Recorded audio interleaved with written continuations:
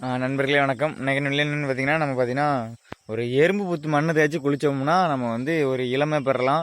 தோல்கள் முதிர்ச்சி அடையதுன்னு தவிர்க்கலாம். அப்புறம் தோல் விதமான புற்றுநோய், கேன்சர் இதெல்லாம் தோல் விதமான கேன்சர் அதெல்லாம் இருக்கிறதெல்லாம் குறையும்னு சொல்லி நான் சொல்லியிருந்தேன். அதுக்கு ஒரு நண்பர் என்ன கேட்டிருந்தாருன்னா, நீ சாணியை பூசை கூட ரெடியாக இருக்க போல அப்படின்னு சொல்லியிருந்தாங்க. அது மண் சும்மா நார்மல் மண்ணை தான் பூசணுன்னு சொன்னாங்க. பார்த்தீங்கன்னா இந்த எறும்பு மண்ணை காட்டுற பாருங்க. இது என்ன எறும்புன்னு கேட்டிங்கன்னா கடி எறும்பு கிடையாது, கடுத்துவா. இதில் ஒரு கருப்பு கடுத்துவா இருக்கு பாருங்க. அது ஒவ்வொரு மண்ணை பார்த்தாலே தெரிஞ்சிடும். இது இந்த கடுத்துவா மண். இந்த மண்ணையும் தேய்ச்சி குளிக்கலாம்.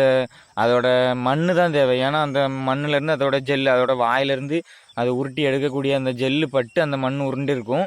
அந்த மண்ணை எடுத்தால் நம்ம குளிக்கணும். அதாவது மனுஷன் ஒரு 3 இடத்துக்கு போகக்கூடாது. போலீஸ் ஸ்டேஷனு, அப்புறம் ஹாஸ்பிட்டலு, அப்புறம் கோர்ட்டு. இந்த 3 இடத்துக்கும் போகக்கூடாது. அந்த 3ஆவது இடத்துக்கு நம்ம மருத்துவமனை அங்கே போகக்கூடாதுன்னு சொல்லி நான் ஒரு சின்ன டிப்ஸ் சொன்னேன். அதுக்கு ஒருத்தர் கமெண்ட் பண்ணியிருந்தார். சரி, பண்ணுறவங்க பண்ணிட்டு தான் இருப்பாங்க.